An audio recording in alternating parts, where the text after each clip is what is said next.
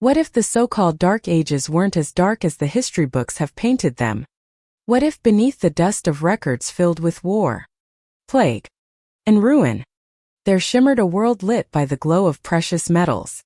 A golden light that shaped power and determined the fate of early medieval Europe. Picture a Gaul not only of damp stone fortresses and muddy roads, but of a kingdom where gold was more than a treasure to be locked away. It was a subtle weapon capable of redrawing the map of power itself. In the hands of the Merovingian kings.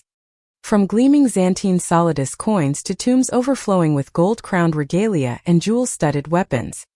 Every artifact was a fragment of a story history has tried to bury. This isn't just a tale of wealth. It's about how gold became the silent heartbeat sustaining the entire political and economic system. From grand coronations to whispered deals between lords. Gold was both the proof of authority and the promise of stability in an age of upheaval. And when the curtain of the Dark Ages is pulled back, we may find that this light never truly went out. It's simply been waiting for its moment to return to shine once more on secrets that for over 1,000 years have never been fully told. When the Western Roman Empire officially collapsed in 476, Europe did not instantly sink into the pitch-black darkness that so many textbooks still imagine. The Roman roads were still there, spanning rivers with bridges sturdy enough to bear the weight of heavy wagons and the hooves of war horses. In the cities, though emptier now, traces of urban life remained. What vanished the fastest wasn't architecture or law, but the central machinery of power itself. And with it went the tightly controlled flow of gold once regulated by Rome's tax system. The precious metal didn't disappear. It simply changed course, seeking new hands strong enough to protect it, bargain with it, and ruled through it. In Gaul, a land that had once been a vital link in Rome's administrative and military network, the vacuum of authority was suddenly clear. Small towns once tied to Roman trade hubs now had to find their own protectors. Local warlords rose to prominence, and into that gap pushed the Franks from the north and northeast. They weren't strangers. For decades, Frankish groups had been hired as border guards, given land in exchange for loyalty, or served as mercenaries in the Roman army. But when the old order dissolved, the line between ally and conqueror blurred, and they began shaping the fate of the land for themselves. In the hands of Frankish leaders, gold immediately became a tool of power. It wasn't merely loot to be locked away. It was a means to nurture loyalty, buy off former rivals, and display status before allies. Gold came from many sources, plundering wealthy southern cities, long distanciance trade, exchanging Baltic amber, Lorraine salt, and Provenal wine for Xantine gold or Danubian silver. Every coin returning from a campaign or a market stall was a link connecting war, economy, and politics. By the late 5th century, Clovis, the young leader of the Salon Franks, launched expansion campaigns with a dual strategy: conquer to seize treasure, then use that very treasure to cement his rule. Loyal warriors were rewarded with gold and fine goods, ensuring they would keep fighting under his banner. Defeated chieftains were granted golden privileges, transforming from enemies into allies or vassals. To Clovis, gold had to keep moving. It could never lie still, because as it flowed through his hands, his power was renewed and extended. At this point, gold carried two roles at once. On one hand, it was an economic measure convertible into any tangible value. On the other, it was a visible emblem of authority. A gold-broached cloak, an intricately carved sword, or a small jewel-studded crown could send a message stronger than any written treaty. To the common people, seeing gold in the hands of their rulers stirred memories of Rome's wealth and order, giving them a sense of safety amid political change. Religious ceremonies too gleamed with gold. Altars adorned with gilded chalices, priests' robes edged in gold thread. Royal rituals performed beneath the reflected light of crowns and ceremonial swords. That presence not only continued Roman tradition, but also reinforced the legitimacy of the new dynasty. More importantly, from this period onward, Gold in Gaul began to be struck, shaped, and engraved by local craftsmen. The first TIS coins bearing the names and symbols of Frankish kings appeared, serving as both currency and political declaration. The old order had passed and a new kingdom was rising. In that golden light, the Merovingian story began to take form, ushering in an era where this precious metal would become the heartbeat of power, commerce, and legacy for generations to come. As the Franks consolidated their hold over Gaul, the land's unique advantage quickly became clear. It sat squarely at the crossroads of nearly every major trade artery in Western Europe. From the north came river fleets carrying amber, furs, and beeswax down the Rhine and Meuse.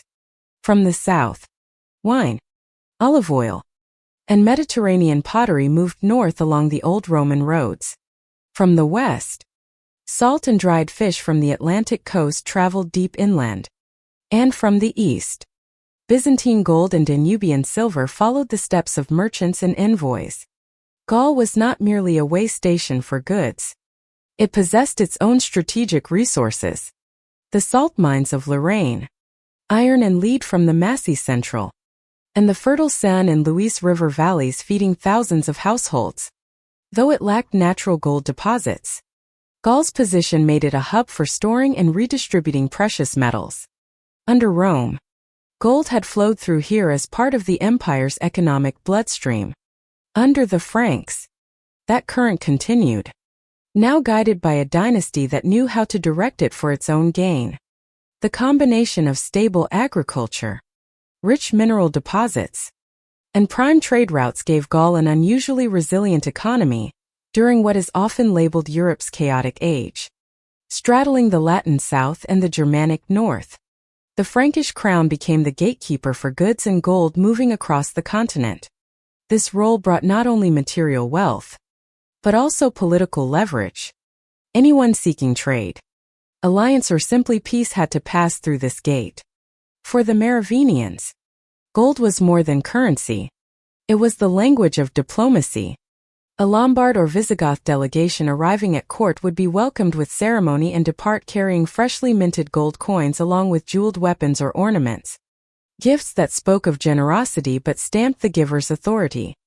In royal coronations and funerals, gold took center stage, covering crowns, thrones, sword hilts, and ceremonial robes. What set gold apart was the craftsmanship. Gaulish goldsmiths inherited Roman techniques and blended them with Germanic and Celtic styles, producing swirling motifs and cloisonné inlays of garnet or colored glass with a level of precision rarely matched. This is why Merovingian gold artifacts were not only economic assets but also symbolic works of art. The fame of Merovingian Gauls spread across Europe. Anglo-Saxon traders, Scandinavian chieftains, Byzantine envoys and Arab merchants all knew it as an open treasure chest. Whoever controlled Gaul controlled the routes through which gold traveled and, by extension, the economic pulse of half the continent. Yet wealth, like a lantern in the night, drew both far-reaching hands and disputes from within. In truth, the richer Gaul became, the more it turned into a battlefield for ambition. Branches of the Merovingian royal family clashed over control of the gold supply. Each faction sought dominance over lucrative trade routes, mineral resources, and the right to tax along the rivers. These rivalries not only destabilized the realm, but also invited outside powers to interfere. In this volatile climate, one figure emerged with the ability to turn Gaul's economic potential into overwhelming political strength. Clovis. More than a brilliant warrior, he understood that gold, when wielded strategically, could build a dynasty as solid as bedrock. From here, the story of Merovingian gold entered a new chapter, one of conquests, alliances, and decisions that would shape an entire age. Before the name Clovis thundered across the map of European power, the Franks were still a loose collection of tribes, split into two main branches: the Salon Franks along the lower Rhine and the Ripuarian Franks farther upstream.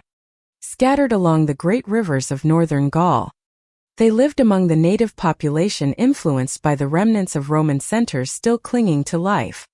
Their relationship with the Roman world was a mix of cooperation and rivalry. Many Frankish groups served as mercenaries in the imperial army, granted land and settlement rights in return. But when the opportunity arose, they did not hesitate to seize territory by force. Their society bore the unmistakable stamp of a warrior culture. Each community was an extended clan, where the leader was both the sword-bearing war captain and the distributor of spoils. Written laws barely existed.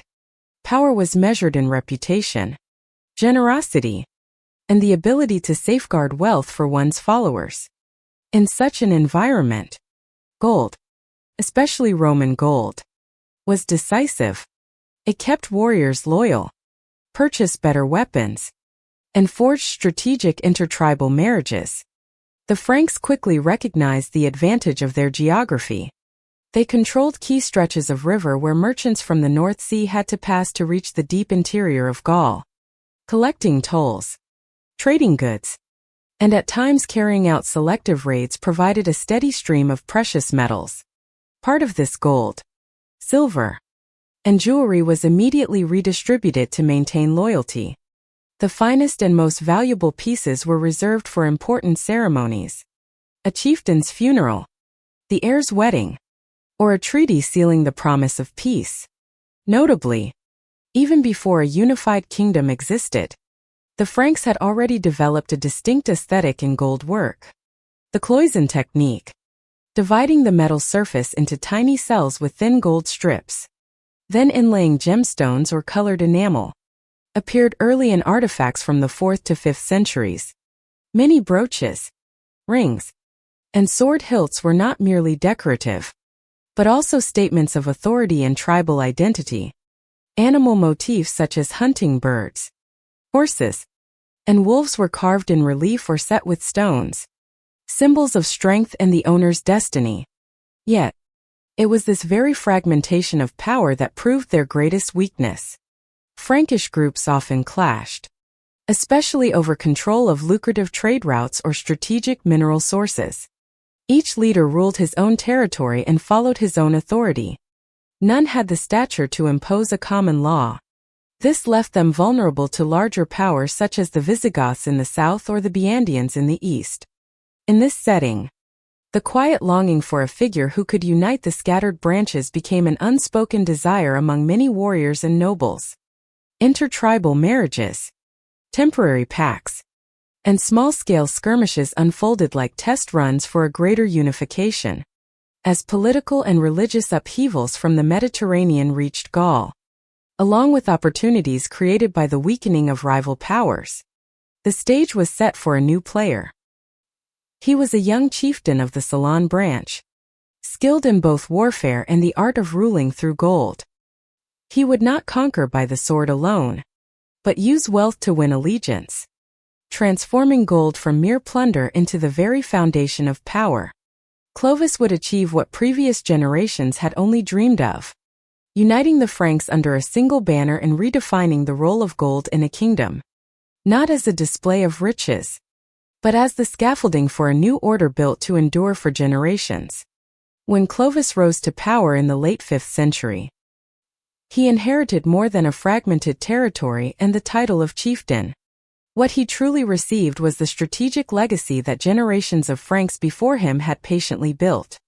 A network of trade routes, alliances still being tested, and a store of gold large enough to turn ambitious plans into reality. From this foundation, Clovis quickly proved himself to be more than a skilled warrior. He was a builder of power, a ruler who understood how to make gold the lifeblood of the kingdom's political body. His first campaigns against the Alemanni revealed exactly how Clovis fused sword and gold. Each victory brought spoils of war, but rather than letting them lie idle in the treasury, he distributed them with deliberate purpose.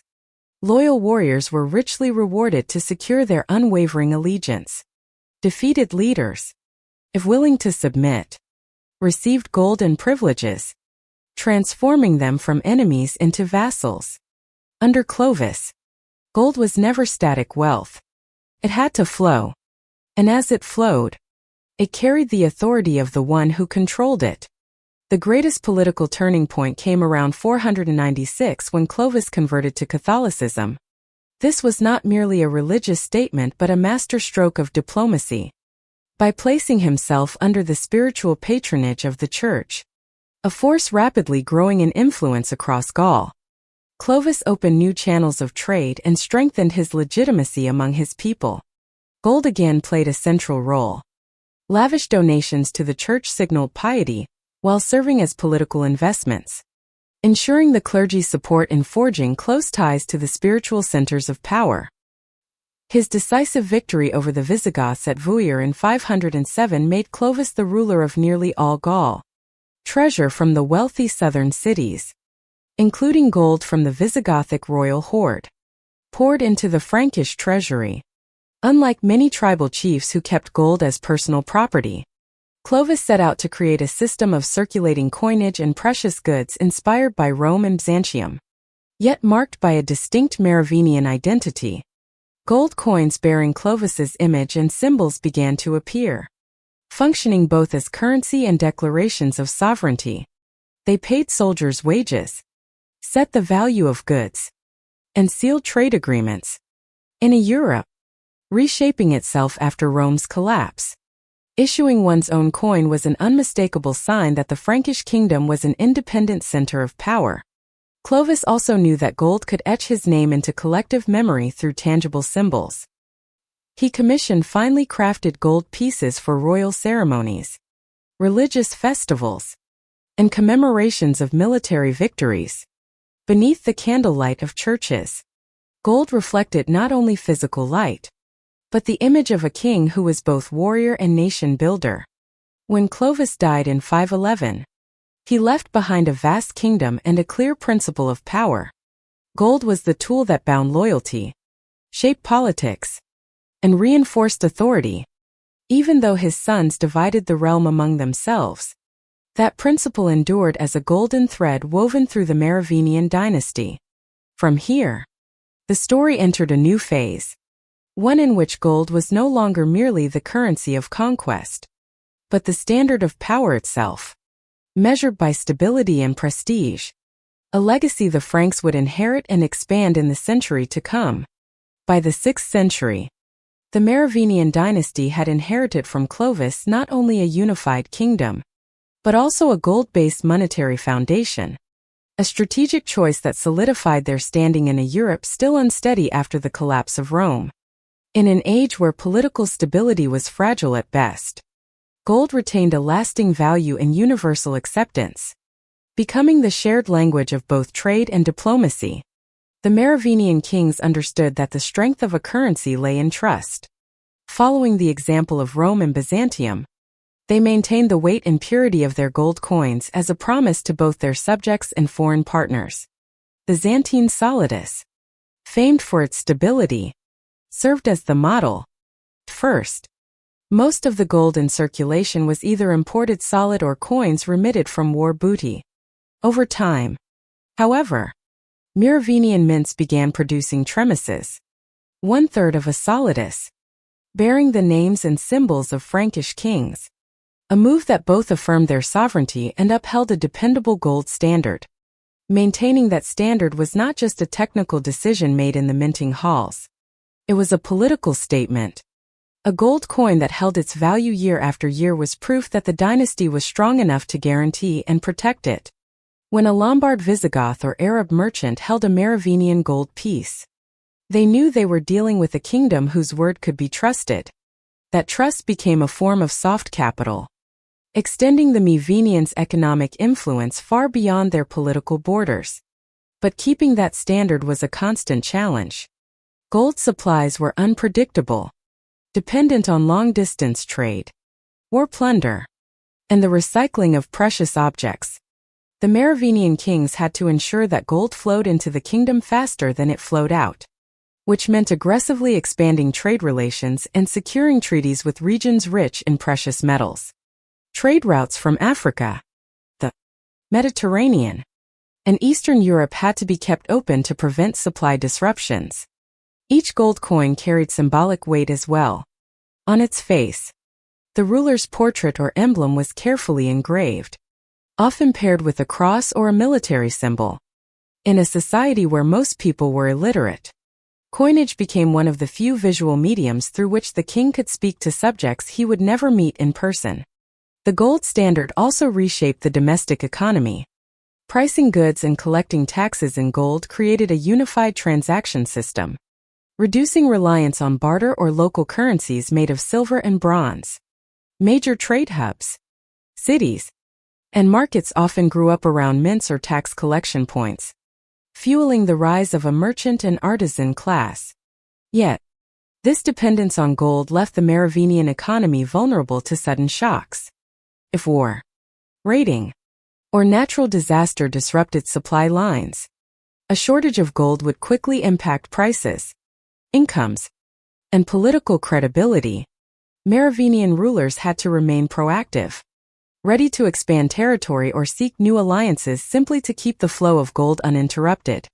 At its height, the gold standard made the Frankish kingdom one of the most stable economic centers in Western Europe, even as other regions struggled with monetary crisis. But in the Merovingian world, gold was more than just coinage. It was transformed into objects of ceremony, symbolism, and artistry, pieces whose value far exceeded their weight in metal. And these creations would open the next chapter in the story of royal power. At first glance, Merovingian gold coins may seem like nothing more than a means of payment. But in the 6th and 7th centuries, they also served as declarations cast in metal, broadcasting messages of power, stability, and the dynasty's reach. Every coin minted carried not just an exchange value, but also acted as a piece of visual communication where every line and symbol was chosen with care to reinforce royal authority. In the beginning, Merovingian tremisses in solid bore a clear Byzantine influence. Classical-style bust portraits, the Christian cross and other religious emblems common across the Christian world. This borrowing was not passive imitation. It was a way to signal that the Frankish kingdom stood among the era's great powers. Placing Christian symbols on coins also linked the king's secular rule to divine blessing, a message unmistakable to a population newly converted to the faith. Over time, Merovingian rulers began incorporating more local elements into their designs. Some coins replaced the royal portrait with crowns, warrior emblems, or animal motifs symbolizing strength and protection. Details such as sword hilts, round shields, and Germanic-style interlacing patterns blended with classical forms, creating a hybrid style that was familiar to international merchants while stirring a sense of native pride. In a society where most people were illiterate, coinage was one of the few ways a king could meet tens of thousands of subjects he would never see in person. Holding a gold coin stamped with the royal mark meant possessing not only economic value, but also a fragment of the ruler's authority. That coin could pass from a warrior's hand through a borderland market into the pouch of a distant merchant, carrying the king's image every step of the way. The symbolic weight of gold coins often outlasted their monetary role. In distant regions far from the centers of power where gold was not used for everyday exchange, Merovingian coins might be kept as keepsakes or talismans. A tremissus could be strung into a necklace, sewn into ceremonial robes, or placed in a grave as an offering to the afterlife. In diplomacy, gold coins were carefully chosen gifts.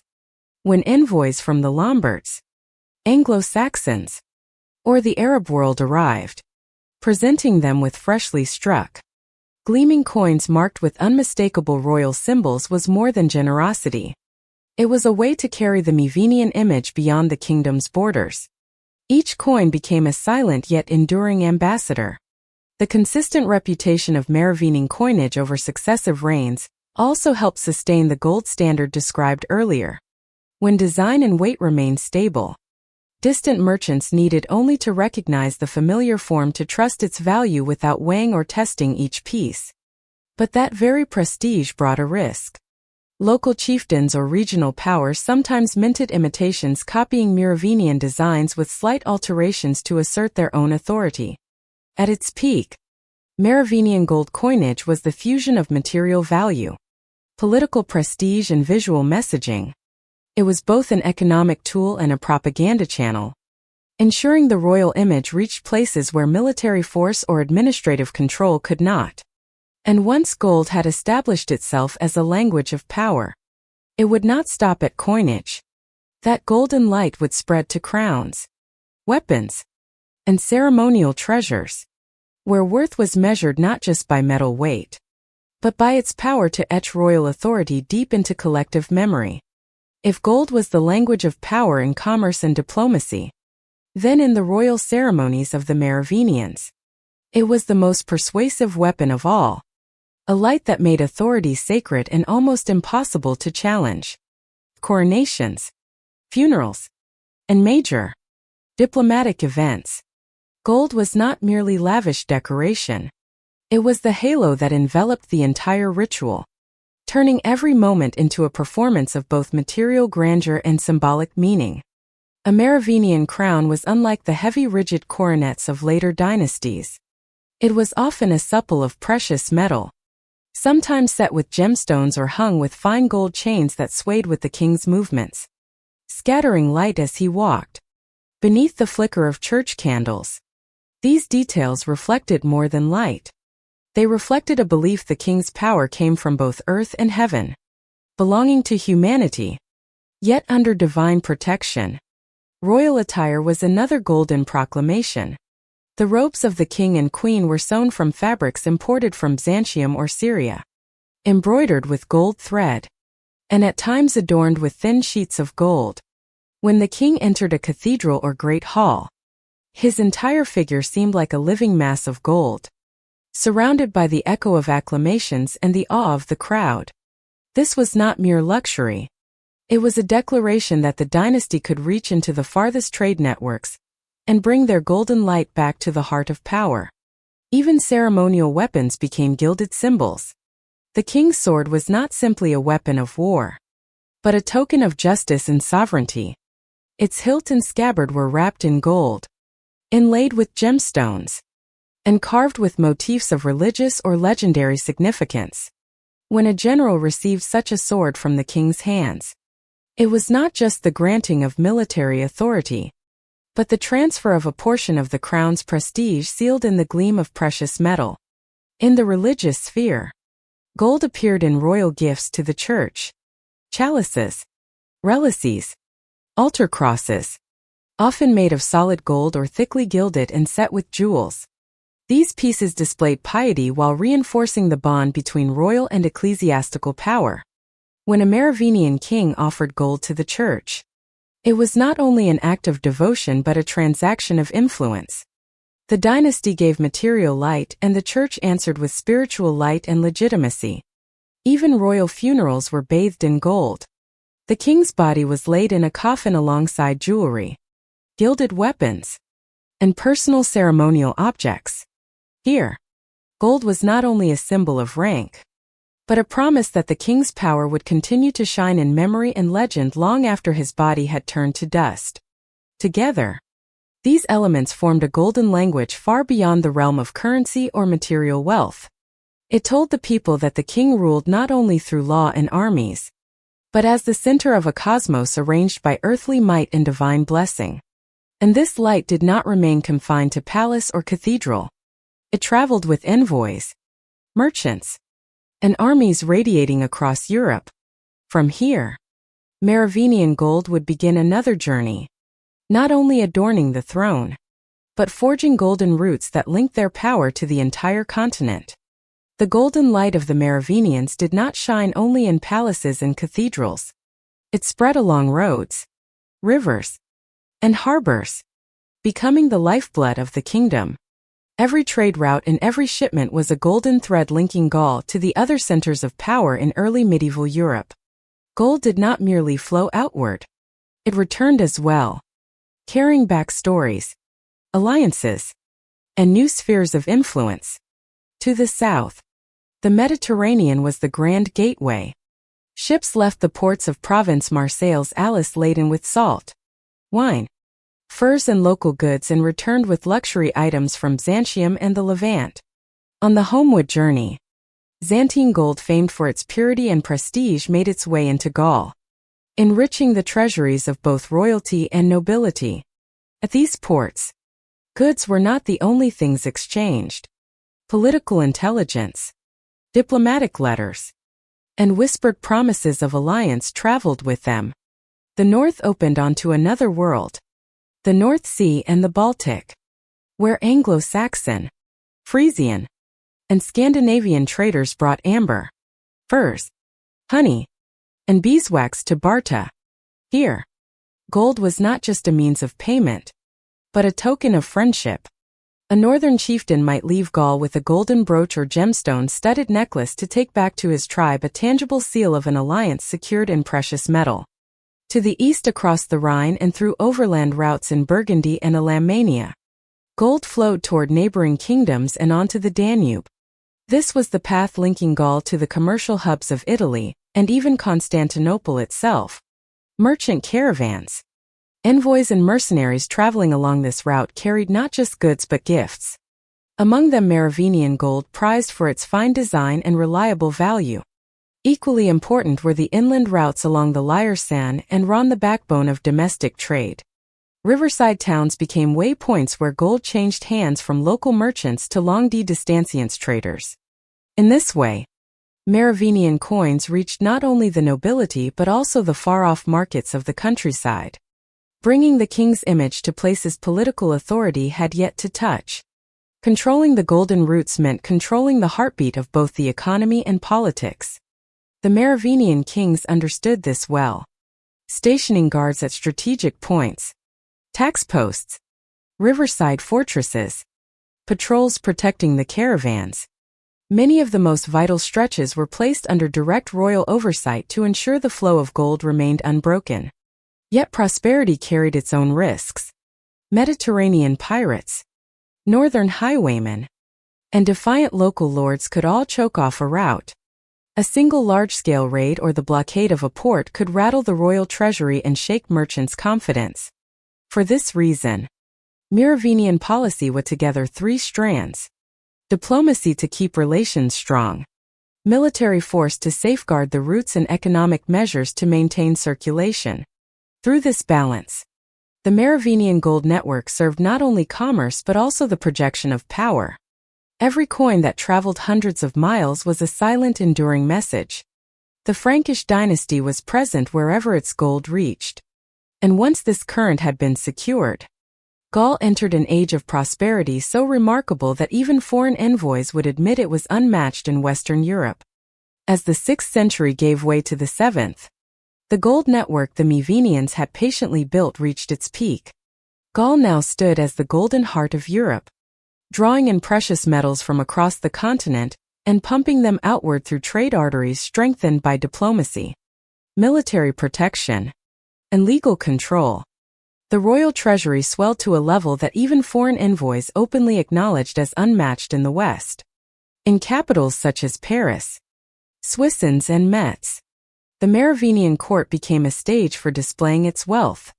During great festivals, stone halls blazed with the light of hundreds of candles, their glow reflected in cloaks embroidered with gold thread, in pearl and gold necklaces draped around noble women's necks, and in solid gold wine goblets passed from hand to hand. Each banquet was more than a feast.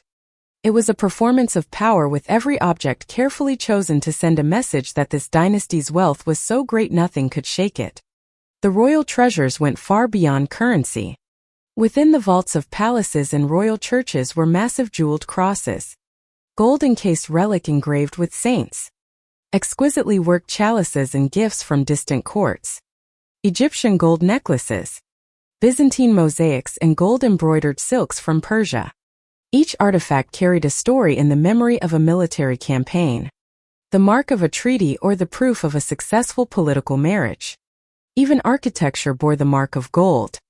Churches under royal patronage often had golden tesserae on their mosaics, transforming interiors into spaces that seemed lit by a sun captured within stone. The high altar might be clad in gold panels engraved with the king's name, affirming his role as benefactor. This was not only an act of piety but a statement that Frankish royal authority was blessed by both God and worldly fortune. Such wealth also fostered a rising aristocracy living in mansions adorned with gold and silver, employing teams of craftsmen to satisfy their luxurious tastes. Many families hoarded gold as political capital, ready to deploy it in support of a succession claim or the launch of a military campaign. In Gaul, gold was never static in vaults. It moved like an energy current, sustaining alliances, but also sparking conflicts. Yet, even in such brilliance, shadows crept in. Gold, however abundant, still depended on long-distance trade routes and political stability. The blockade of a key port or the loss of a luxury-producing region to an enemy could slow the flow of gold. And the very act of flaunting such riches began to attract covetous eyes, not only from neighboring kingdoms, but from bands of free warriors willing to risk everything for a share of the treasure.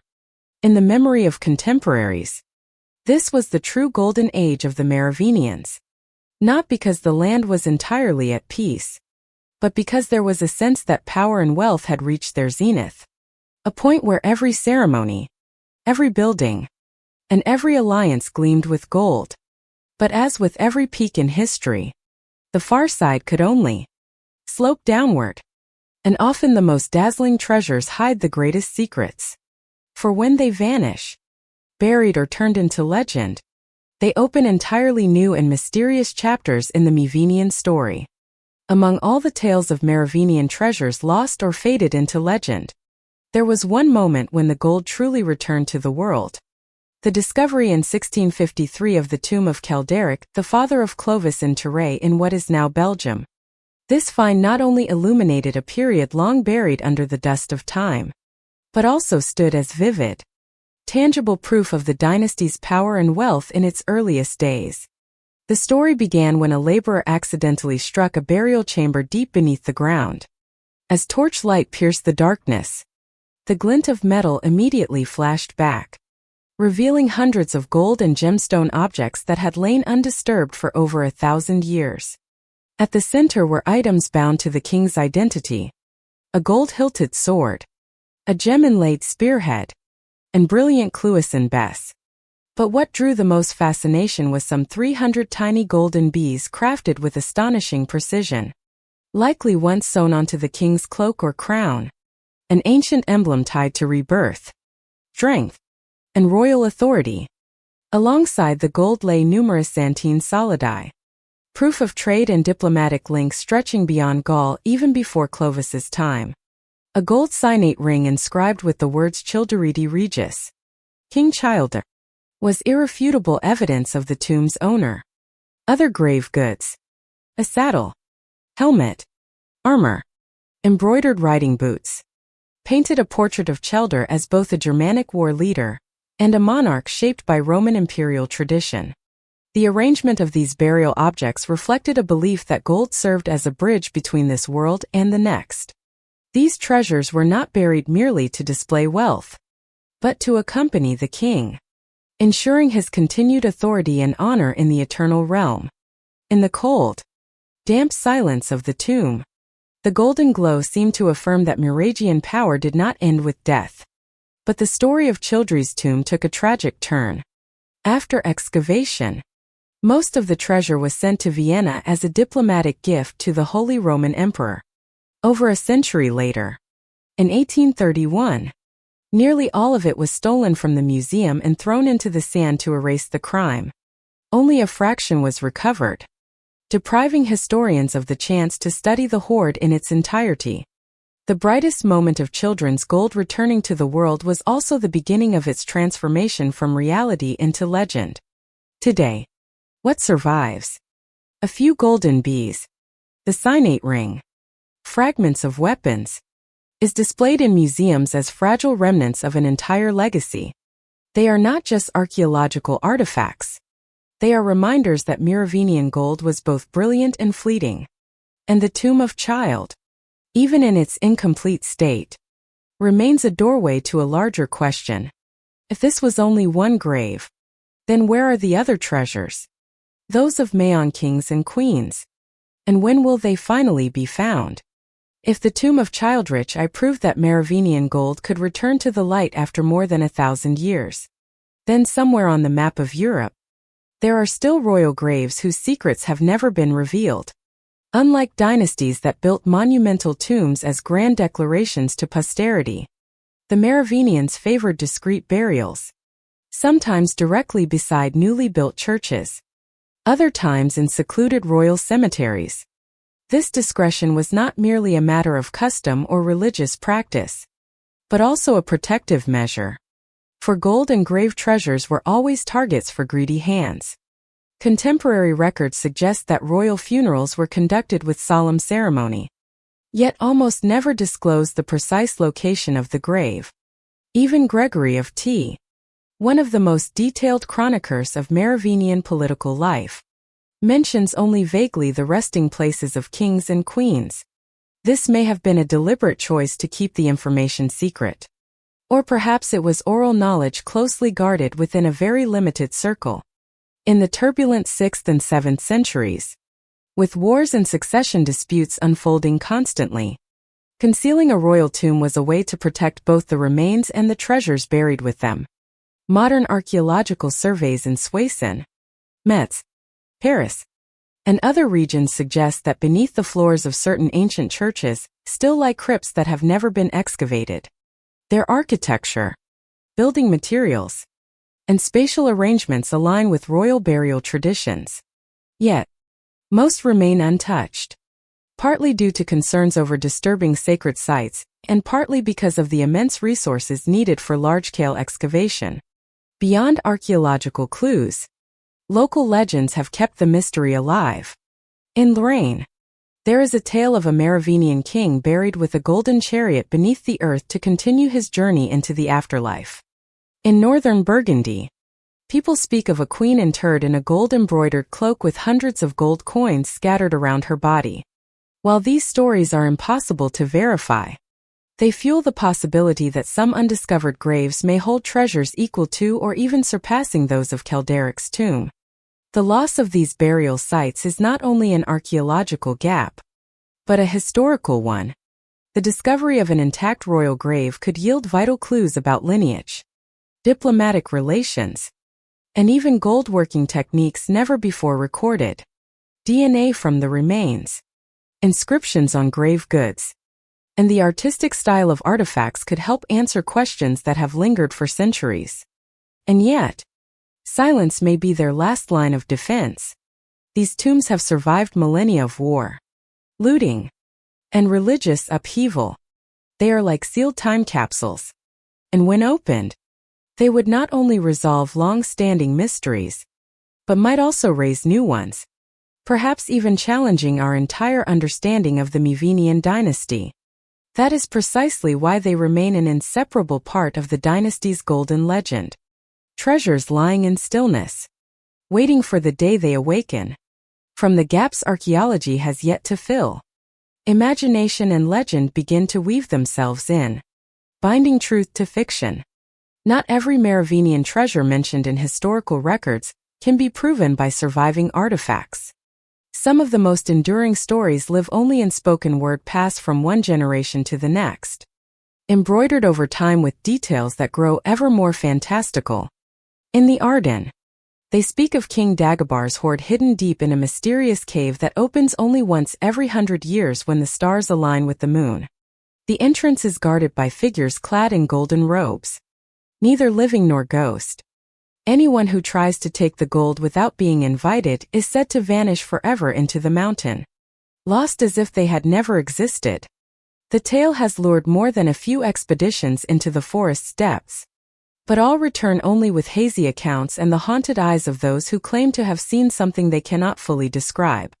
Along the Lyre, another story tells of a Merovingian king, who in the final days before his deposition ordered the entire royal treasury to be cast into the depths of a forest lake. Locals believe that on moonless nights, faint golden glimmers can still be seen beneath the water's surface. Many have tried to dive for it, but most return empty-handed, and some never return at all. Certain legends carry a sharper political edge.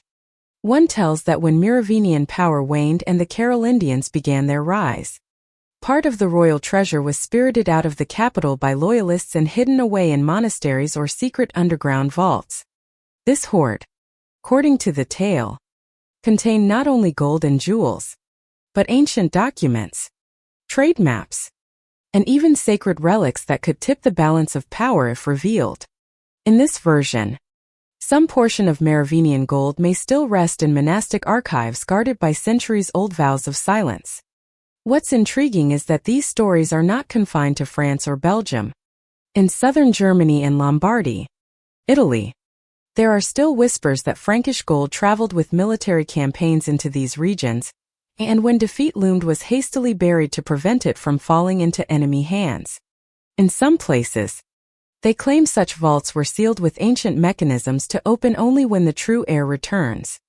Historians and archaeologists approach such tales with caution, drawing a clear line between the cultural value of legend and the material evidence of excavation.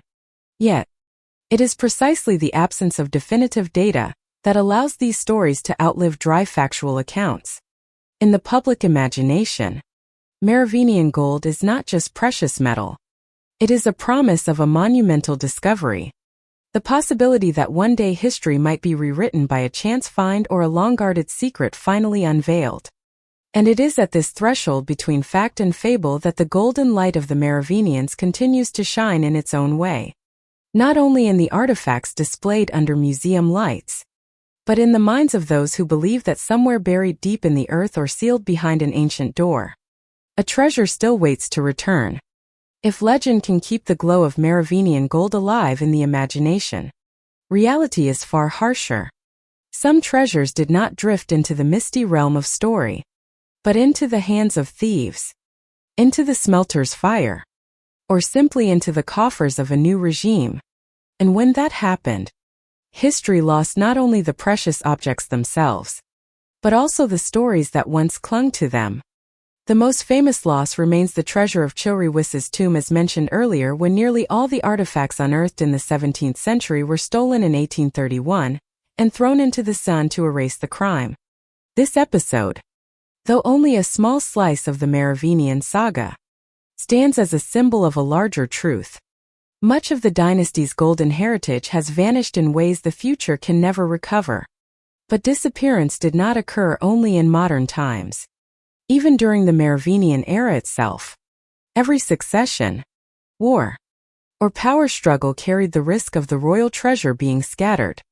When one faction lost, its gold and valuables were often seized by rivals, then melted down into coinage or refashioned into ceremonial regalia for the new court. In the process, the origins of these objects were erased, and they became nameless pieces in the victor's hoard. Political and religious upheavals also helped dissolve the treasure. There were moments when rebellious lords, once defeated, saw their gold, often originally gifted or granted as war spoils from the crown, confiscated and distributed among the army as reward. During religious conflicts, many golden artifacts were hidden in churches or monasteries to avoid plunder, only to vanish along with those who fled into exile or bartered them away for protection from foreign powers. Some disappearances were quieter still. Records from the 7th and 8th centuries show periods when the circulation of gold coin dropped sharply, coinciding with the time when actual power shifted into the hands of the mayors of the palace. Certain ceremonial objects once listed in royal inventories simply vanished from the records with no note of how or why. Such gaps leave historians to speculate. Were they lost to war, or were they deliberately transferred in carefully managed political deals, moving gold into the hands of the new power brokers? For archaeologists, whenever a Merovingian gold object surfaces on the antiquities market or in a private collection, the question is not only where did it come from, but how did it leave history? Some may have once been part of buried hoards, but others could have been official regalia before being stolen or sold in secrecy, with little legal proof. These stories tend to survive only as rumor, balanced precariously between fact and hypothesis. The disappearance of these treasures impoverishes more than the physical collection. It directly affects how we understand the Merovingian world. Every lost piece of gold is a fragment of the larger picture of power, economy, and artistry removed from view. And when those pieces are gone, the gap is filled with speculation, myth, or at times fabricated stories meant to soften the sense of loss. From here, the story shifts. Gold was not only loot or display, but also a tool of political and diplomatic power in the Merovingian state. To grasp its full significance, we must look at how the court used gold to maintain and expand its influence not only on the battlefield, but in the subtle agreements and elaborate rituals behind the scenes of power. In the power structure of the Merovingians, the church was not only a religious center, but also a repository of gold and treasures, a sacred treasury that could tip the political balance. Between the throne and the altar lay a complex relationship, cooperation to reinforce each other, but also quiet competition for influence. And the strongest tie binding the two more than anything else was gold. From the time Clovis converted to Catholicism, gold became the shared language of this alliance. Kings granted gold to churches and monasteries as a sign of piety, but it was also a shrewd political investment. A gold-covered altar, an intricately carved relic, or a jewel-encrusted cross, all conveyed the message that the dynasty not only sponsored the faith but safeguarded the material wealth and prestige of the church. When worshippers stepped into a space blazing with the shimmer of precious metal, they felt the presence of both God and the king who had brought that light there. For the church, royal gold did more than beautify places of worship. It provided the means to build and adorn structures, extend the influence of bishops, and turn monasteries into centers of craftsmanship and book production. Some monasteries even acted as sacred banks where the monarchy could deposit gold to shield it from theft or wartime loss. The religious authority of these sites made them secure vaults and also bargaining chips when politics shifted. The relationship was not one-sided. The church also used gold to strengthen royal authority. Coronations, the gleam of the golden crown, the golden cross, and the chalice on the altar created the image that the throne itself was blessed by God. In the eyes of the people, opposing the king meant opposing the sacred order. This was an invisible but highly effective shield protecting the dynasty from direct challenges. Yet such closeness carried risks. When a king's political power waned, bishops and monasteries holding vast reserves of gold could emerge as independent centers of power. They could use these resources to fund factions or negotiate with enemies, sometimes against royal interests. Records suggest that church treasure was at times secretly funneled to mayors of the palace or powerful lords capable of altering the course of the dynasty. In internal power struggles, royal gold was often given to the church in exchange for political support, while church gold could be loaned to finance military campaigns or bolster a faction. The boundary between sacred gold and secular gold thus became blurred. The golden glow on the altar sometimes masked closed-door agreements made in the shadows. On a broader scale, the gold-church connection reflected a core truth of the Merovingian era. Secular and spiritual power were never separate. Both relied on gold to sustain influence and prestige. Gold in the church could guide the soul toward faith while reminding all that the dynasty's political authority was anchored in the economic and symbolic power of this precious metal. And as the 7th century approached the moment when mayors of the palace began to surpass the king in real power, the flow of gold between the crown and the church shifted. Whoever controlled the gold would control the balance of influence. From here the story moves into a new phase when gold became the tool by which those outside the royal bloodline could rewrite the fate of the Merovingian dynasty. In Merovingian politics, gold was not just a symbol of wealth or a means to purchase goods. It was a soft weapon capable of shifting the balance of power faster than an army. On the 6th to 7th century chessboard of power, swords and troops were the visible weapons, but gold was the lubricant for every gear, keeping the machinery of authority turning smoothly or stopping it entirely if withdrawn. For Merovingian kings, gold was the tool to turn potential rivals into allies. A border chieftain granted a golden necklace, a gilded weapon, or a generous payment could transform from an adversary into a protector of the frontier. In peace negotiations, the exchange of gold was often seen as a tangible pledge, binding both sides to keep the agreement. More than a few treaties were signed right after envoys left the royal court with chests full of gleaming tremisses. On a broader scale, gold was vital to ensuring the loyalty of the nobility. A lord granted the right to collect taxes along a lucrative trade route, or given a share of the spoils from a campaign had every reason to remain loyal to the crown. But if that flow of gold was cut off, loyalty could dissolve quickly. Contemporary chronicles often summarize the cause of a rebellion in just a few words. The treasury was empty. Gold was also a means of controlling information and influence. Monks, court historians, and chroniclers, those who shaped the king's public image, were often rewarded with gold or land. In return, they wrote annals praising the dynasty's virtues, projecting an image of unshakable power to the people and to foreign courts. In such cases, gold became the ink with which history itself was written.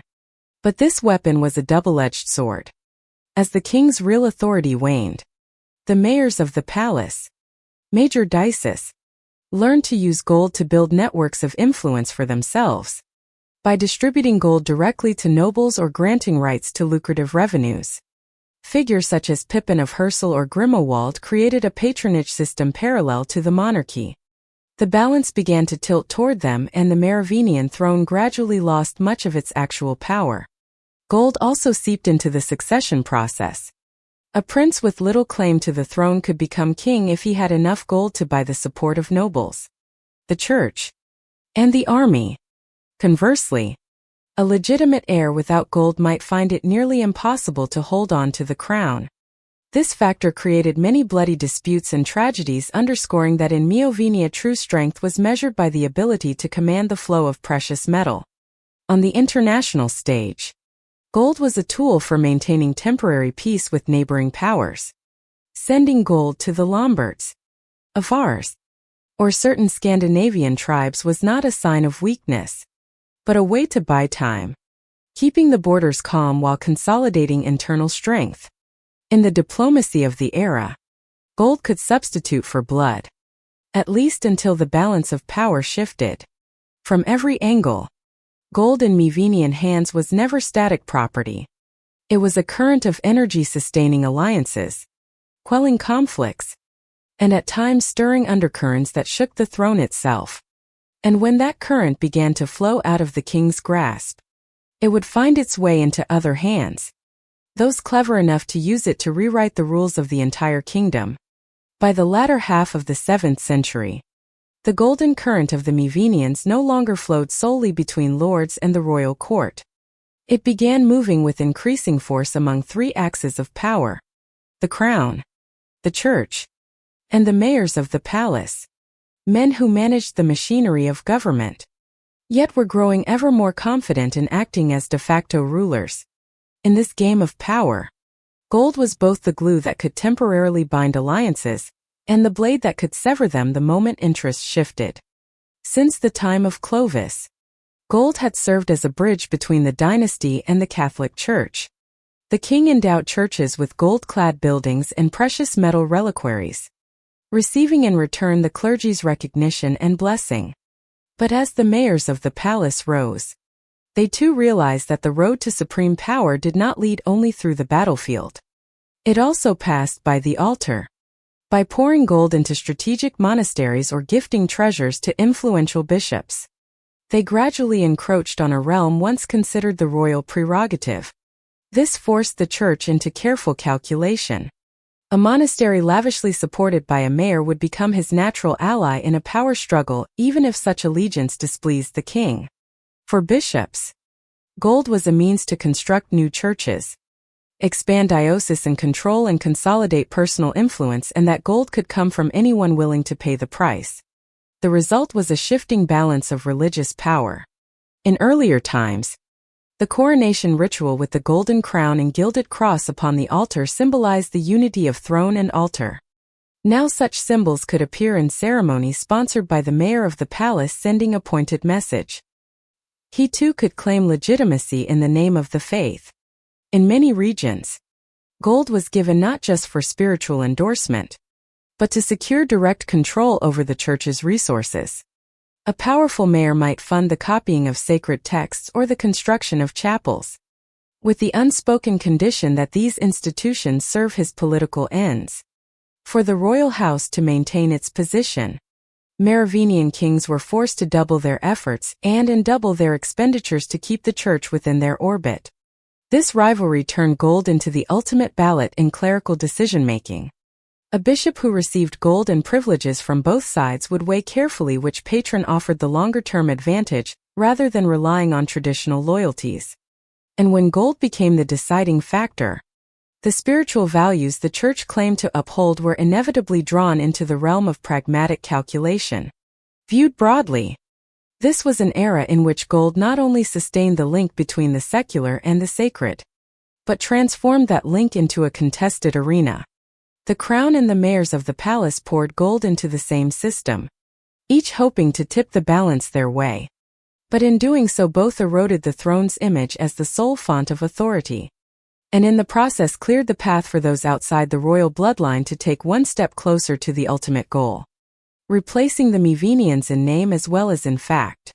As the 7th century turned into the 8th, the flow of gold that had once passed through the hands of Merovingian kings began finding a new master.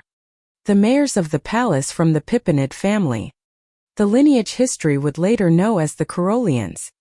Their power did not initially come from the crown, but from their strategic position within the machinery of royal administration, controlling the treasury, collecting taxes, distributing war spoils, and overseeing royal estates. They had direct access to every stream of gold entering and leaving the kingdom. Pippin of Hersel was a prime example, holding the mayoralty in both Australasia and Neustria. He commanded the two largest economic centers of the realm.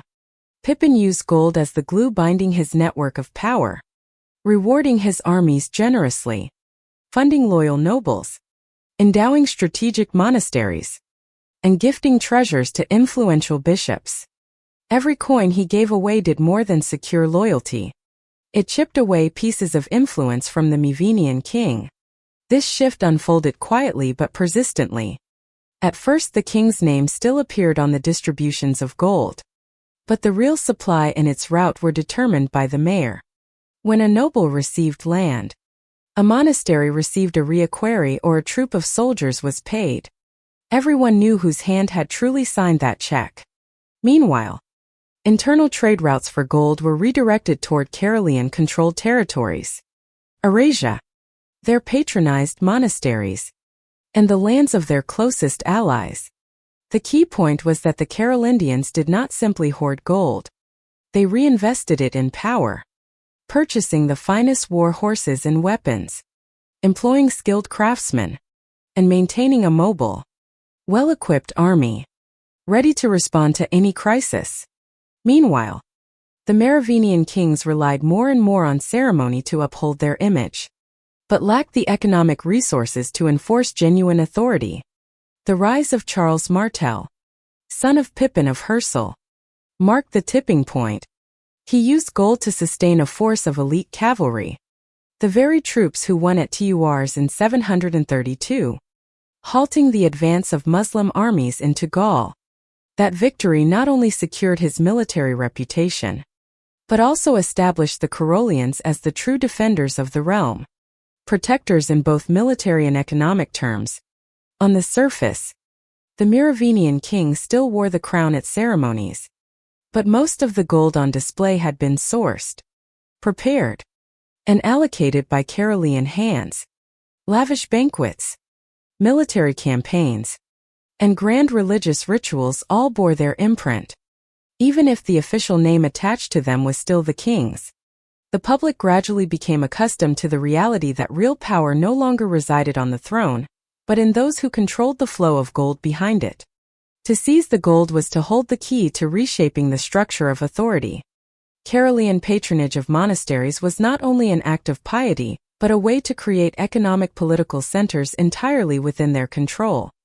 Every coin flowing through this network tightened the bond between the church and the Carolians while pushing the Merovingian kings further to the margins. By this point, the question of the Carolingians replacing the Merovingians was no longer if but when and how. The gold had changed hands, and with it, the power to decide the fate of the entire kingdom. What remained to the Merovingian kings was only the gilded shell of ceremony. A golden light still dazzling to the eye, but hollow within, reflecting a power they had already let slip away. The shift of power from the Merovingian kings to the Carolingians did not come through a loud decisive coup, but rather like a great river quietly changing its course. Slow, steady, and impossible to reverse. Once a coin, a treasure, or a right to collect taxes had flowed into the new network, it never returned to the old system. And by the mid-8th century, that network lay entirely in Carolingian hands. First, the Carolingians were careful to preserve appearances. Gold distributions were still recorded under the king's name, and ceremonies were staged as though the throne still gave the orders. But in reality, the roots of gold, from trade tariffs and tributes to war spoils, were directed by the mayor of the palace. Nobles, monasteries, or military commanders who received gold knew exactly who had truly signed their reward. Loyalty as a result was no longer tied to the royal title, but to the source of the gold that sustained their power. The movement of gold within the kingdom was also reorganized. Once gold had been concentrated in the royal capital before being distributed from the center. Now it traveled through a decentralized network. Its nodes located in Carolingian territory or in regions held by trusted allies. Australia became the logistical heart of gold distribution. Patronized monasteries served as secure vaults, and key fortresses acted as checkpoints controlling the flow. What made this system so effective was that the Carolingians never let gold sit idle. They treated it as a revolving investment, buying war horses, commissioning weapons from the finest workshops, paying the wages of a mobile cavalry force, and funding the construction of border defenses. Each expenditure hit two targets at once: strengthening territorial security and expanding the web of loyalty. Control over gold also meant control over religion.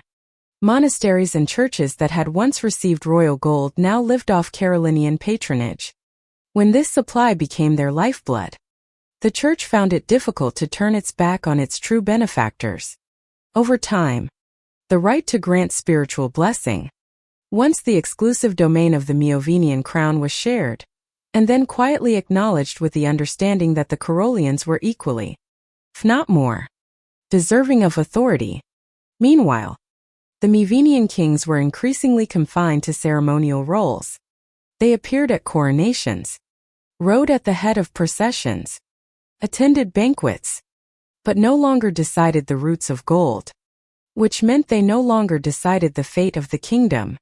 For the nobility, loyalty to the king became a matter of ritual. Their survival and prosperity depended on Carolingian generosity. By the middle of the 8th century, the gold network was so complete that replacing the occupant of the throne was simply the final step. When gold, in the ultimate emblem of authority, had left Mayon's hands and rested firmly in Carolingian control, the throne became nothing more than an empty seat, retained only as a facade for the ongoing transfer of power. And when the moment was ripe, that facade would be stripped away, revealing the new order the Carolians had been quietly building for decades. When the last of the Merovingian gold left their hands, it lost not only its economic value, but also the meaning accumulated over generations. The royal treasury, once a symbol of the dynasty and a tangible link to the authorities stretching back to Clovis, now became political spoils. The Carolingians did not merely inherit it. They deliberately reshaped it to serve a new narrative that they were the rightful heirs worthy of holding both crown and gold.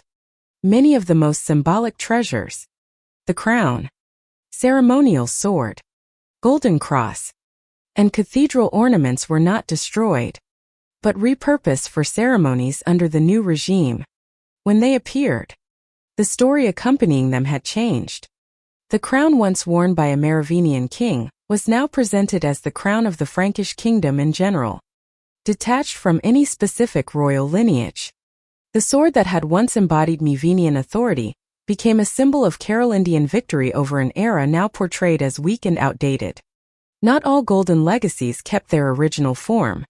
Part of the treasure was melted down to mint new coins bearing Carolingian imagery and symbols. This served both a practical purpose, turning assets into circulating currency, and a symbolic one, erasing traces of the old dynasty from the very substance of the gold and replacing them with a new identity. It was a conquest not only of wealth, but of memory. The transformation extended into religion. Monasteries and churches that had once guarded treasures donated by the Merovingians were now under Carolingian patronage. Inscriptions and records of the original donors were gradually ignored or replaced with new names. A gilded chalice or jewel-encrusted relic might still shine on the altar. But the story of the hand that first bestowed it was quietly consigned to oblivion. Yet this appropriation did not mean total destruction. In keeping and reusing many Merovingian treasures, the Carolingians inadvertently ensured their survival through centuries of upheaval. Some artifacts preserved in the new royal treasury escaped the fate of being looted or lost in civil wars. But by the time they reached later generations, they retained only their physical form and materials. Their original story had been altered or erased. The redefinition of the gold also reshaped how history remembered the Merovingians. Once their physical symbols were stripped away or given new meanings, the collective memory of a wealthy and powerful dynasty gave way to the image of the do-nothing kings, monarchs who sat on the throne while others ruled in their stead. Gold, once proof of a glorious age, was retold as the rightful reward for more deserving successors. And yet even when redefined, Merovingian gold left an indelible mark on European royal art. Craftsmanship and aesthetics, the cloisonné patterns, the meticulous engraving, the pairing of gemstones with gold. These continued to live on in Carolingian works and in the dynasties that followed. In this sense, the Merovingian legacy did not vanish. It hid in plain sight, woven into the shared cultural stream, like gold that still glimmers beneath a fresh layer of gilding. From here, the story of Merovingian gold moves into a new chapter, one in which it is no longer the exclusive property of a single dynasty, but a material for building the legacy of the victors, while quietly passing down its aesthetic, technical, and symbolic influence to generations yet to come. When Merovingian gold entered the Carolingian treasury, it did not vanish from history. On the contrary, its distinctive aesthetics, craftsmanship, and artistic sensibilities continued to spread, merging seamlessly into the current of medieval European art.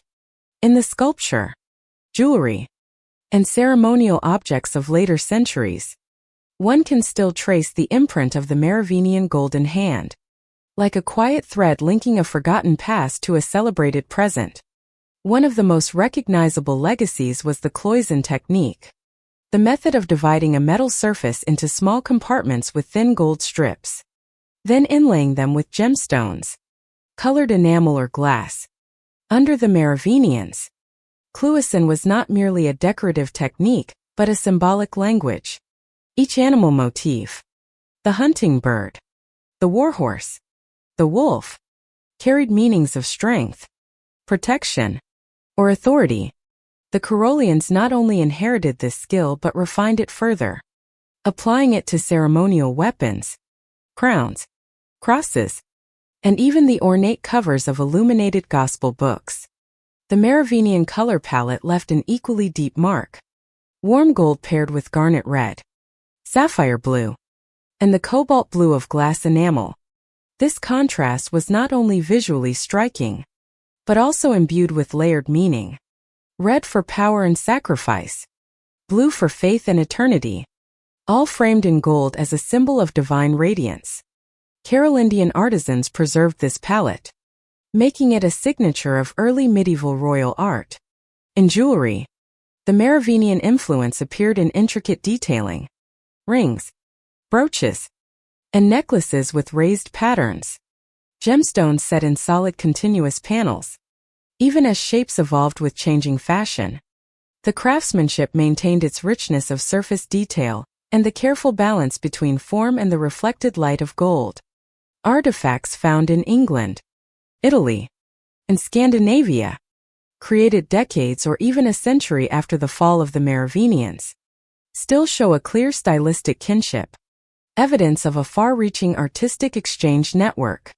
Merovingian influence also persisted in religious art. Carolingian relic, chalices and processional crosses often blended the grandeur of Byzantine style with the lively intricacy of Merovingian workmanship. The lines were soft and fluid, avoiding stiffness, giving an impression at once solemn and approachable. In some cases, the very materials used, gold reworked from the Merovingian treasury, turned these pieces into a physical and symbolic bridge between the two dynasties. The influence reached beyond the aristocracy. Folk artisans adapted the Merovingian style into jewelry and household items for the well-to-do. They simplified motifs, replaced solid gold with bronze or gilded alloys, yet retained the same spirit of color harmony, geometric shaping, and attention to fine detail. In this way, Merovingian aesthetics seeped into daily life, transcending the boundaries of courtly power. From an art historical perspective, Merovingian gold transcended its fate as a lost treasure.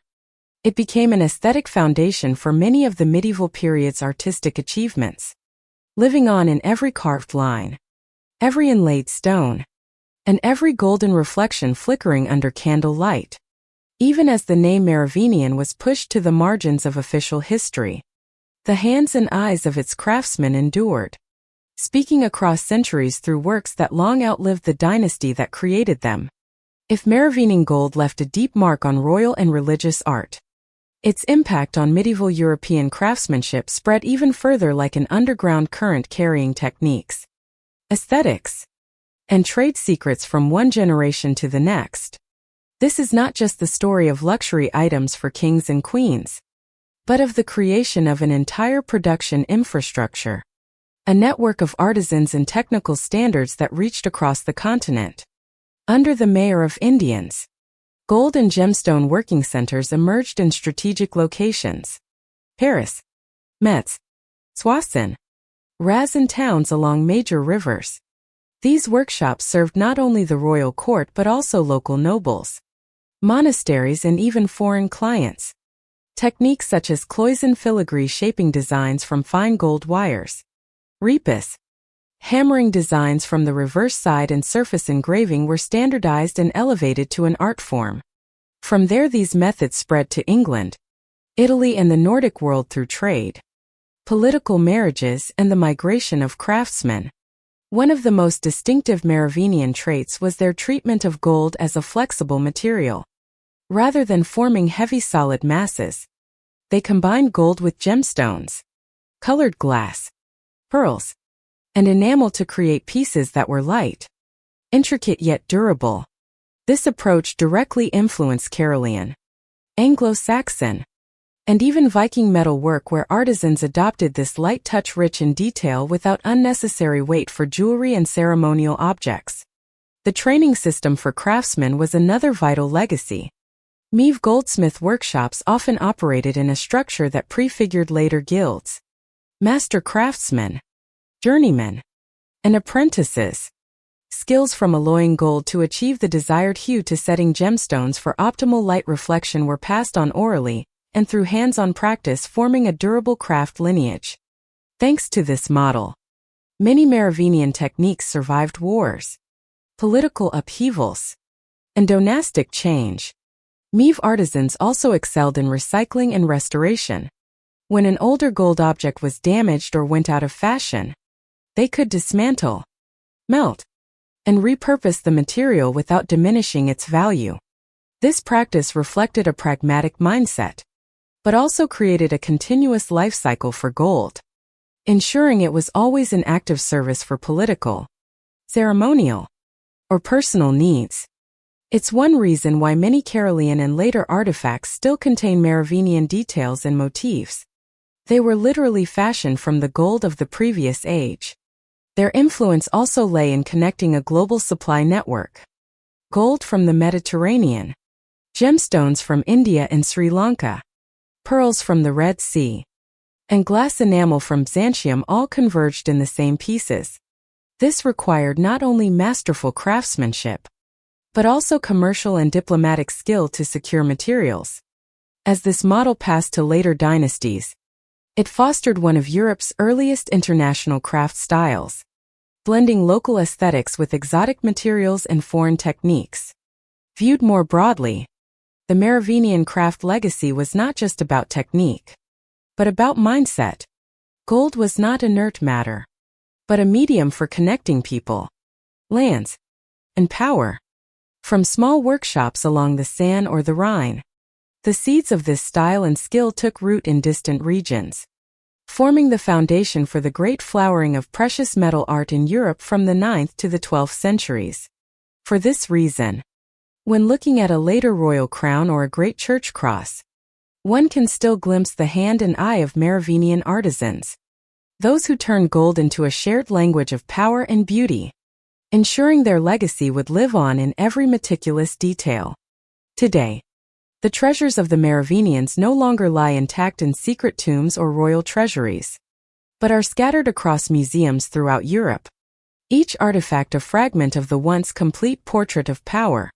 The surviving gold, jewelry, weapons, and ceremonial objects are not only proof of the era's masterful craftsmanship, but also clues that help reconstruct the story of a dynasty long overshadowed in official history. At the Louvre in Paris, a selection of Merovingian golden gemstones is displayed under soft lighting, spaced just enough for each object to shine on its own.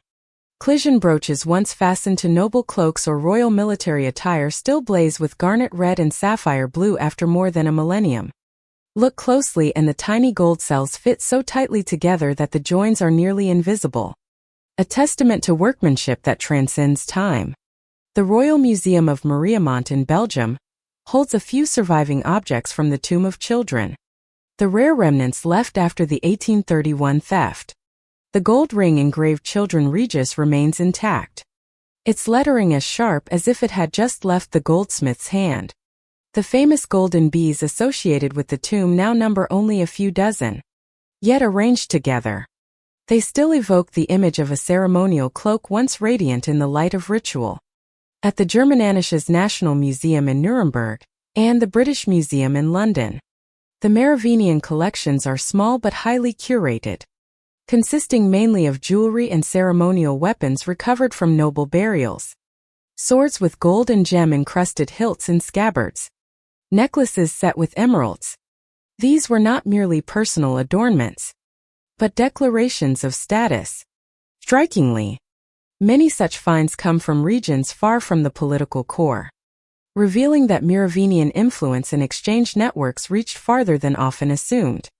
Some of the best preserved Merovingian treasures remain in the custody of church and monastic archives. Here, chalices, reliquaries, and golden crosses once gifted by Mayan rulers are still guarded as sacred relics. They retain not only their material value, but are surrounded by a halo of religious sanctity that makes access difficult. Whenever such an object is brought out for public display, it is a rare opportunity to witness the golden light of a bygone age.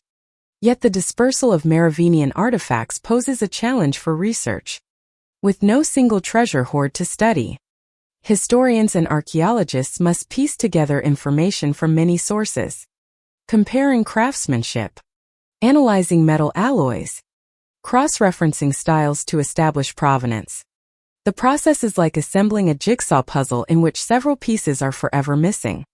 Even so, what survives in museums holds a unique power.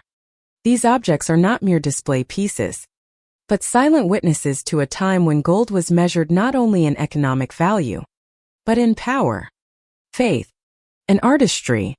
Each piece is a small door into a world more than 1,000 years past. A world where gold reflected not just light, but also the stories, people, and ambitions that shaped the history of the Merovingians. If today's museums hold in their vaults the scattered fragments of the Merovingian gold story, Then beneath Europe's soil countless secrets remain untouched. And it is the very uncertainty of their existence that has sparked a modern wave of searching. A quest where professional archaeology, cutting-edge technology, and the adventurous drive of private treasure hunters merge into a complex, multicolored picture. Archaeologists approach this work with patience and scientific method. They draw on ancient maps, medieval records, and anomalies in the soil strata to narrow down potential sites. Modern technology has become indispensable. Ground-penetrating radar, GPR, to detect tombs or buried structures. High-powered metal detectors to pick up traces of gold or precious alloys. An aerial lyre scanning to reveal subtle shifts in the terrain. The ghost outlines of structures long since buried under forest or earth. With these tools, several forgotten Merovingian cemeteries have been identified in regions like Champagne and Lorraine, though most remain unexcavated to preserve them intact. Alongside official archaeology, the world of private treasure hunting plays a part, though a controversial one. Their motivation is often a blend of discoveries, thrill, and the lure of legend. Some finds a pure chance, like the discovery of a Merovingian gold jewelry set in a Belgian field in 2014 by an amateur with a metal detector. But there are also stories of disappointment when items recovered illegally lose their scientific context, rendering them almost worthless for research. For many scholars, Merovingian gold is more than material wealth. It is the key to answering bigger questions: the true scale of royal riches, the reach of trade networks, the relationship between secular and religious power, and the reasons why so many treasures disappeared. Even the smallest new find can shift our understanding of this period. Yet, the search is anything but easy. Many potential sites lie beneath modern infrastructure or private land, requiring complex legal and financial negotiations. Others are located within religious preserves or national heritage zones, making excavation virtually impossible. And there is always the shadow of illicit digging. Letters willing to destroy archaeological context for a handful of gold, causing irreparable loss to science. Even so, advances in technology and international collaboration are offering hope. Interdisciplinary projects combining history, archaeology, geology, and DNA analysis promise not only to recover gold, but to reconstruct the full picture of Merovingian society. One day, the excavation of an untouched royal tomb could yield a treasure of both material wealth and knowledge, perhaps forcing us to rewrite a chapter of Europe's so-called Dark Ages. In this way, the modern search is not merely about pursuing objects that glitter, but about reclaiming a collective memory buried deep in the earth. And if one day that golden light returns to the sun, it will tell not only of the Merovingians' wealth, but also of the modern human effort to reconnect the scattered fragments of a story more than 1,000 years in the making. Gold in any era carries with it a power that is difficult to explain. It is at once a tangible material and an idea of wealth, power, permanence, and temptation. With Mayan gold, that allure is even stronger, for it is bound to a time when the gleam of this precious metal was not confined to the throne, but radiated through the entire political, religious, and cultural framework of early medieval Europe. Part of the enchantment comes from the physical nature of gold itself. Untarnished and unfaded, it remains virtually unchanged over time. When a Merovingian gold brooch is unearthed after more than 1,000 years, the light it reflects is almost the same as the day it left the goldsmith's hand. That moment of seeing its glow creates a direct, unmediated connection between present and past, an experience few other materials can offer. But Merovingian gold is more than material. It is the gold of stories. Every artifact discovered pulls behind it a chain of questions. Who owned it? What roads did it travel? Will be from a distant mine through the hands of a gauche goldsmith to the royal treasury. Was it given in a coronation, exchanged in a peace negotiation, or buried alongside a warrior in death? Each question is a door into an entire world, making the finder a direct participant in history. Its appeal also lies in the absence. Most Merovingian gold has disappeared, melted down, stolen or hidden. And what survives is only the tip of the iceberg. That gap fuels curiosity. This is all we can see. How magnificent must the unseen be? This very lack turns each new discovery into an event not just for archaeologists, but for the public still drawn to the image of a lost treasure and the desire to reclaim it. On the symbolic level, Mayan gold is a mirror reflecting humanity's deepest ambitions. It speaks of power fortified by wealth, of endurance guaranteed by incorruptible matter, and of beauty preserved through the hand of the artisan. In the modern world, where value is often measured in invisible numbers on financial markets, gold retains an instinctive pull, something you can touch, feel the weight of, and know has traveled through centuries to reach you. What makes Mayan gold particularly poignant is the paradox it embodies. It is a symbol of absolute power, but also a witness to power's fragility. The Merovingian kings once held treasures that commanded the admiration of Europe. Yet that golden light could not halt the erosion from within. That story transforms gold from a mere object into a reminder. All power, no matter how dazzling, can change hands. For this reason, Merovingian gold does not live only in museum cases. It thrives in the imagination. It moves from tomb to museum, from historical record to novel, from reality to legend. And in each place, it finds new ways to captivate. And perhaps its greatest allure lies not in the question of who will own it, but in the feeling that there is still something undiscovered. A story not yet fully told, waiting for us to find it. In the modern era, Merovingian gold, once locked away in ancient tombs or displayed behind museum glass, has stepped beyond the boundaries of archaeology and historiography to become a living symbol in popular culture. The image of the treasure of the long-haired kings no longer belongs solely to the pages of history books. It has seeped into novels, films, video games, and even the thriving realm of internet conspiracy theories. As early as the 19th century, archaeological discoveries such as the tomb of Childrich the Fund captured the public imagination. Newspapers of the day described the treasure in almost mythical terms. A golden light pouring out from the earth. Royal emblems never before seen. These vivid images imprinted in collective memory laid the groundwork for Mayan gold to become a literary motif. The mysterious treasure bound to a dynasty obscured by official history. By the 20th and 21st centuries, the Merovingians had entered the world of historical mystery fiction. Works like Holy Blood, Holy Grail, and the Da Vinci Code, though controversial for their historical accuracy, placed the Merovingians at the center of theories about royal bloodlines, the Knights Templar, and treasures hidden by the Vatican. In such narratives, Merovingian gold is not mere material wealth, but the key to unlocking religious political secrets powerful enough to shake the foundations of European history. Cinema has also reinforced this image.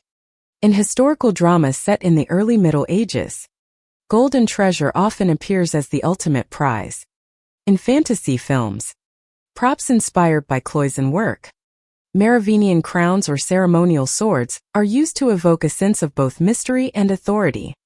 Even in the Matrix franchise, the character the Merovingian is portrayed as a figure of immense hidden power.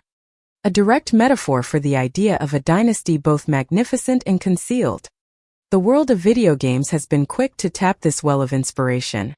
In titles like Assassin's Creed, Merovingian artifacts are often reimagined as rare items, rewards for completing difficult quests. In this way, the Merovingian name reaches a younger audience, further thickening the layers of legend surrounding their legacy. Online, Merovingian gold has become the focal point of numerous conspiracy theories. Some believe the treasure still exists intact, hidden away by secret descendants of the dynasty. Others claim it was seized by the Vatican or shadowy societies to maintain their grip on power. While evidence is scarce, these stories continue to draw large followings, blending real history, dramatic flair, and the deeply ingrained human desire to decode the mystery. What makes the Merovingians so easily transformed into a cultural icon is that their gold represents not just wealth but a historical void. A period simplified or rewritten by the victors. That void is fertile ground for imagination where sparse fragments of evidence can be woven into an entire tapestry of intrigue. In popular culture, Merovingian gold is therefore not confined to a museum display case. It is alive as a character in its own right. Gleaming, elusive, simultaneously real and mythical. Now, as the story reaches its final pages, Merovingian gold unbeamed after more than 1,000 years still shines quietly.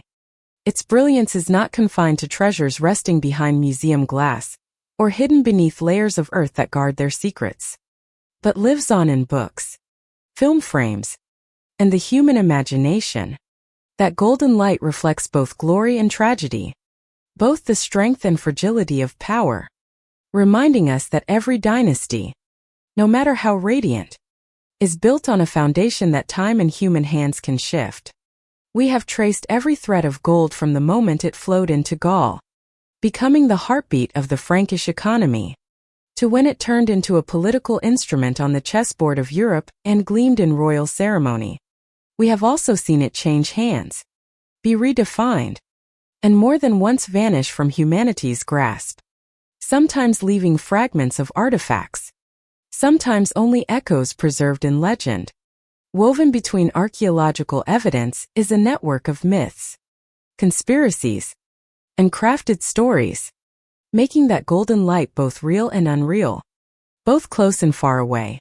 From this, Merovingian gold leaves us with many lessons. First, it shows the inseparable bond between wealth and power. When the flow of gold left royal hands and entered those of the mayors of the palace, real authority shifted with it. Second, gold is a double-edged symbol. It can strengthen legitimacy and assert status, yet just as easily become the target of ambition and the tool of a successor. Third, the fate of material heritage shows that collective memory is not always a truthful mirror of the past. It is often selective, rewritten, or filled in with stories that serve the needs of the present. Yet perhaps the most enduring value of Merovingian gold lies not in the bars of metal or the jeweled ornaments, but in its ability to connect people across time. A gold brooch crafted more than 13 centuries ago can still make our eyes light up. A tale of a lost treasure can still spark curiosity as vividly as the day it was first told. In the vast space between past and present, gold becomes a shining thread linking us to the people who once lived, fought, schemed, and dreamed under the skies of Europe's dark ages. An era which, as we have seen, was far from as dark as its name suggests. But perhaps the story is not yet over. Beneath the soil in sealed archives or within pages yet to be deciphered, there may still be pieces of gold no one has touched. One day, a chance discovery might completely change how we see this dynasty, like a new ray of light striking a gemstone, revealing a color never seen before. And when that day comes, the question will remain: is the greatest treasure the gold that was lost or the knowledge we gained in the search for it? Thank you for joining me until the very end of Meon Gold, Hidden Riches of the Dark Ages. If you found this story intriguing and would like me to continue these historical excavations, please leave a comment with your thoughts. Hit the like button and subscribe so you won't miss the next chapter. The golden light of the past still has many places to shine, and I look forward to exploring them with you.